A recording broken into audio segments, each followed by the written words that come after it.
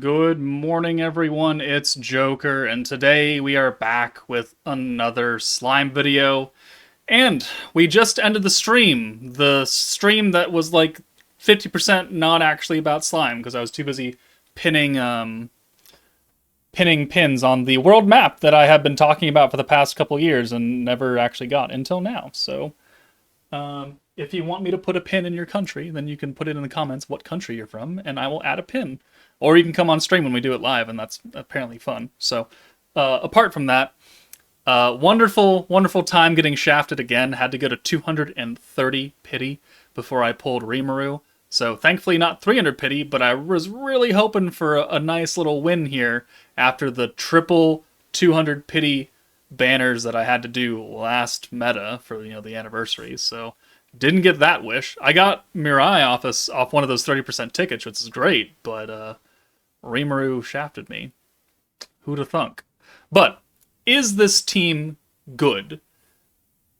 Yes, it is in a vacuum on paper when you do the event, the beatdown battle that it's meant for. Is it a thing that you should summon on? No, no, you should not. I really don't think you should summon on this banner. I mean, I don't know too many people were asking for an idol outfit Rimuru. If that's your thing, then you probably already summoned by the time this video goes out. But if you're on the fence and been like, Joker, I came in for the second anniversary and I got everything from those banners, and it's like this idol Rimuru comes out, should I summon? The answer is no.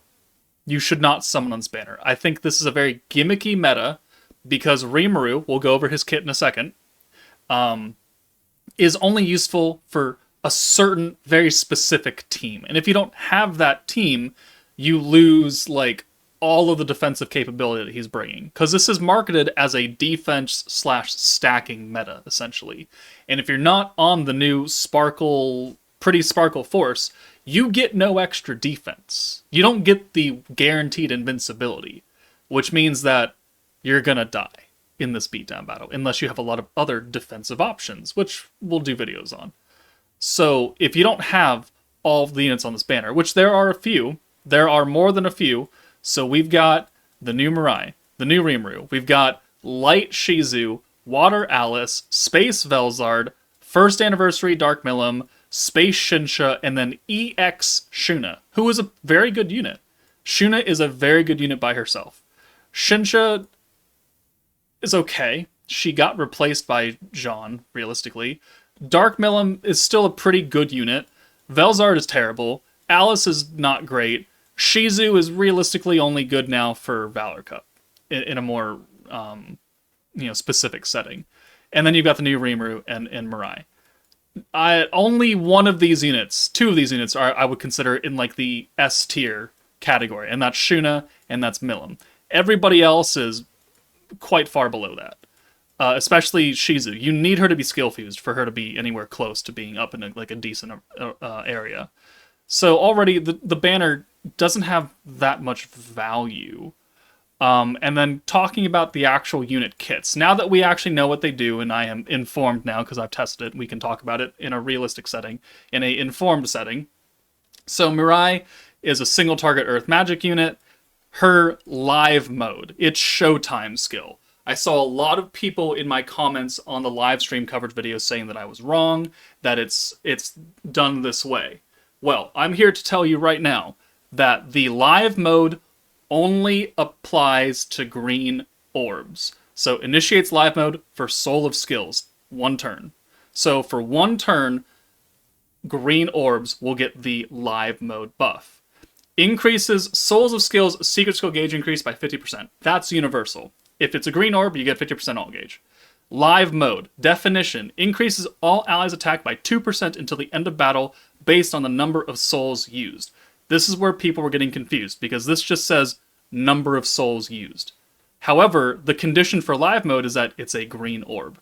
So in order to get an extra permanent 2% buff for every orb that you send, it has to be a green orb. Which means that on a perfect setting, right?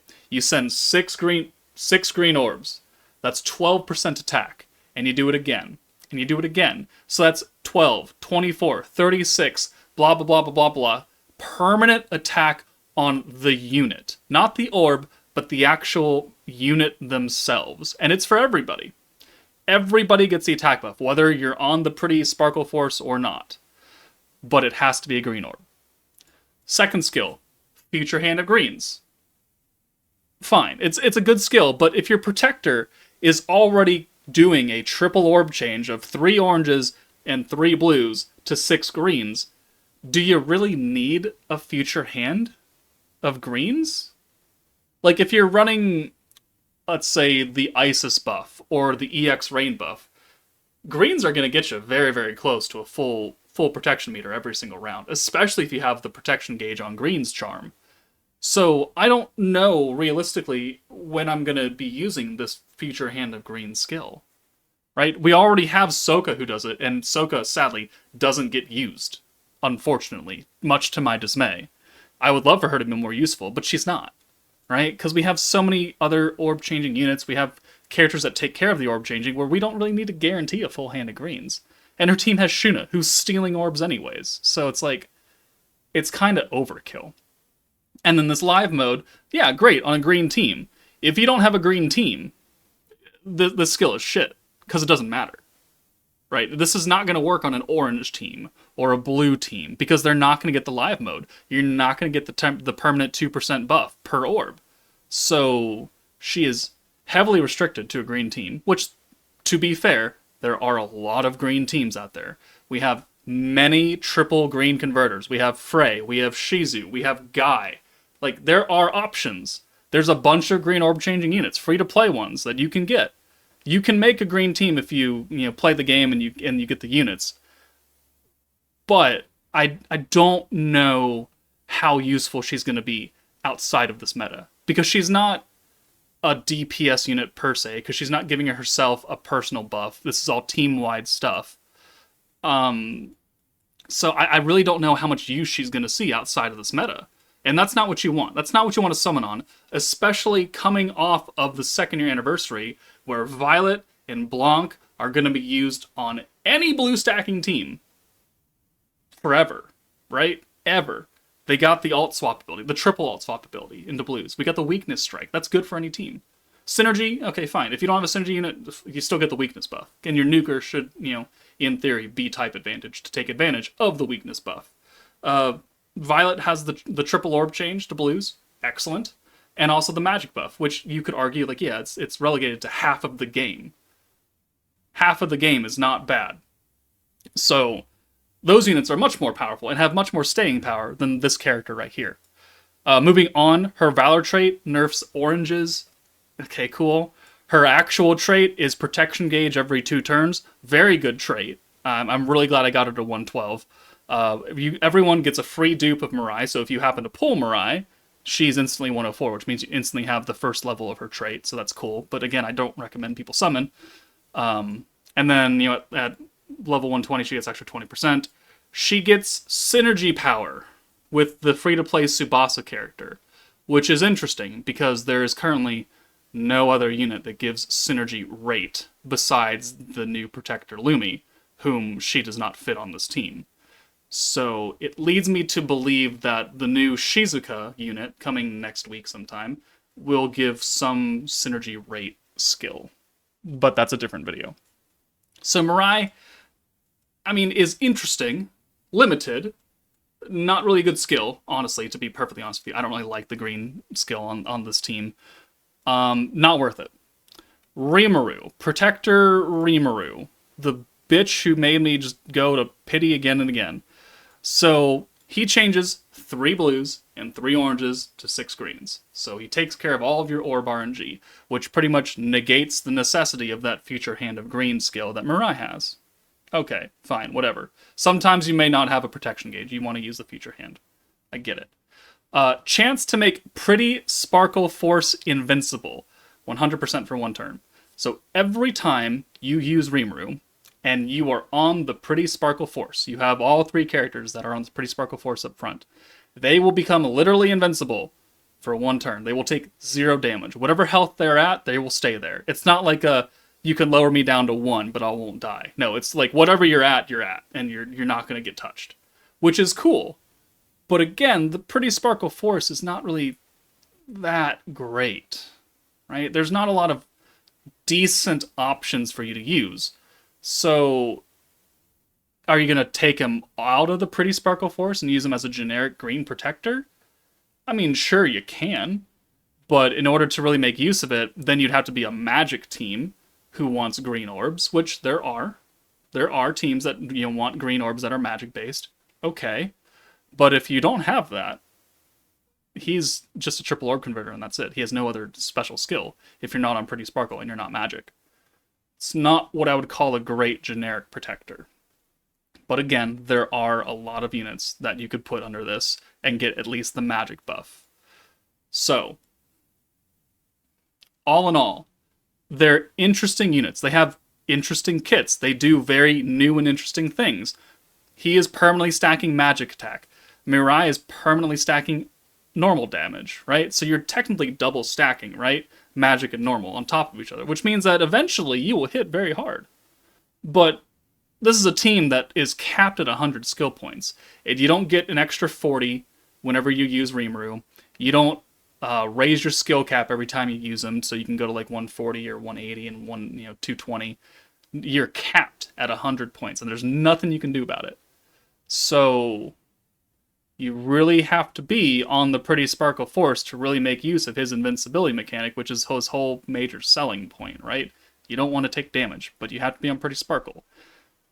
And if, 4 of your units are not, and one of them is, then okay, cool. One of your units isn't going to die. Everybody else will. So I really, really, really want to caution people, especially, again, coming right out of the 2nd anniversary where you don't have a lot of crystals. This is a perfect example of a skip month where, no, you will not be able to clear everything because you don't have the new team. You may not have any options for some of the harder stages of beatdown. It doesn't mean you need to summon on every single banner that ever comes out. People need to save their crystals for high value banners, like the anniversary triple feature unit banner, where all 3 units are fairly good and fairly future proof. Fairly.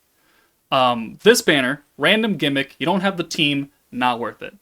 Use your free tickets that you get from the shop by grinding the event. Do those free tickets. If you have the monthly pass, use your Koban multis, and then just stop. And then stop. Take your W or take your L, walk away, play the game casually for this next month. Don't worry about it. All right? Better things will come in the future for you to summon on that will probably have more staying power. Like, already, based on the 2-hour stream I did, this team is not as good as the Vengeance team. Straight up. It's just not. You're invincible. Yeah, sure. The Vengeance team is almost invincible, while doing a literal butt ton of damage, passively. Right? So, I mean, the same rules do apply here. As long as you don't die, you will kill them eventually. But the Vengeance team, you could use anywhere, because the Vengeance doesn't care what the enemy is. It doesn't care if they're magic or physical, or if they're crit resistance or pierce resistance. They don't care if they have a 1.2 million HP. They will die. This team does not have that same kind of output, I would say. So initial thoughts are, no, don't summon. Just go into the Million Live, do your however many idle paddle things it takes to get these 2 free multis, and call it a day. But if you did happen to summon, because you like the idle thing, then let me know in the comments how your summons went. I guarantee you almost everyone got better luck than me, which shock surprise, because that never ever friggin' happens. But, yeah. And then we'll talk about Tsubasa, the free-to-play unit, on her own showcase. But, that's it for me, guys. Take it easy, and I will get the showcases started tomorrow, and I'll hopefully have Mirai's showcase out sometime later in the afternoon tomorrow. But take it easy, guys. I'll see you later.